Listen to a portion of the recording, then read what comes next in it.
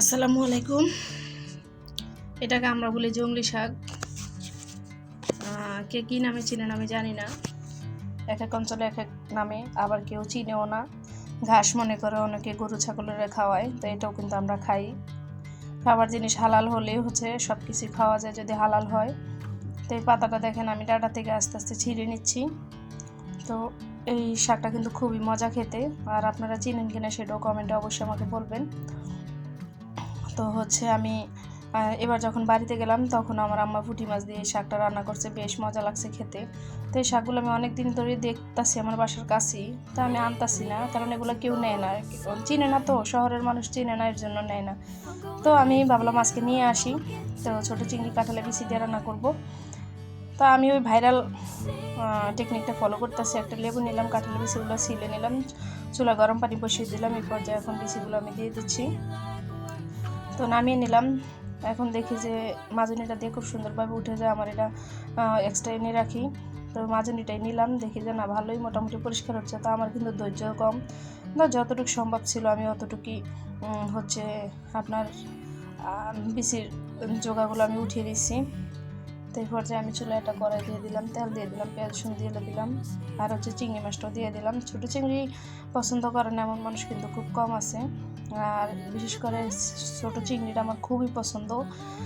আর ছোটো চিংড়ি এমন কোনো তরকারি নাই যে আপনার, এমন কোনো সবজি নাই যে আপনার ওই সবজিটার সাথে যায় না। কিছু কিছু মাছ আছে এই সবজিতে রান্না করলে ভালো লাগে না, বা এই সেই ইলিশ মাছ আর চিংড়ি মাছ যে কোনো সবজি দিয়ে আপনারা রান্না করেন খুব টেস্ট লাগে খেতে, যদি রান্না করতে পারেন ঠিকঠাক মতো। তো আমি এর পর্যায়ে কিছু পরিমাণ মতো লবণ দিয়ে দিলাম, আর দেখে মশলা একটু তেলটা ছেড়ে দিয়েছি, একটু পানি দিয়ে দিলাম, হলুদ গুঁড়া মরিচের গুঁড়া দিয়ে ভালোভাবে মশলাটা আমি কষিয়ে নেব। তো চিংড়ি মাছ কার কার পছন্দ অবশ্যই জানাবেন। এটা আমি ঈদের আগে আনছি, 1 কেজি চিংড়ি আনছি, 900 টাকা কেজি নিছে। তো আমার এই চিংড়িটা খেতে কিন্তু বেশ ভালো লাগে। আর এই শাকটা দিয়ে রান্না করলে তো কাঁঠালের বিচি তো সবার বাসা থাকে এখন, যেহেতু কাঁঠালের সিজন। তো আমি আজকে ওরকমভাবেই রান্না করতেছি। তো আমার মশলাটা কষানো হয়ে গেছে, এখন একটা আলু দিলাম, আর কাঁঠালের বিচিগুলো আমি দিয়ে এটা ভালোভাবে নেড়ে চেড়ে কষিয়ে নেব। আর লং ভিডিও যদি 7-8 মিনিটের ভিডিও দিয়ে কেউ দেখতে চায় না, এর জন্য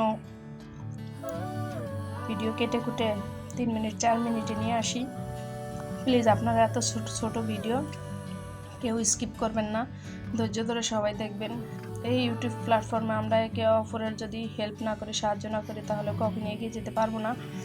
আর এতদিন আমার চ্যানেলটা মনিটাইজেশন হয়ে যেত, আমার চ্যানেলটা আগের বাদ হয়ে গেছে, তো এটা এখন নতুন করে খুলছি, আপনাদের সাপোর্ট অবশ্যই আমার প্রয়োজন।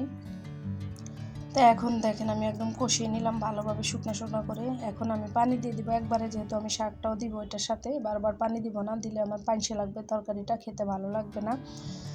তো ভিডিওর এই পর্যায়ে এসে একটা কথাই বলবো, যারা এতক্ষণ আমার চ্যানেলটা ভিডিওটা দেখছেন অবশ্যই লাইক কমেন্ট শেয়ার সাবস্ক্রাইব করে দিবেন, পাশে থাকা বেল আইকনটি প্রেস করে দিবেন, যাতে নতুন কোনো ভিডিও ছাড়ার সাথে সাথে নোটিফিকেশন আপনারা পেয়ে যান।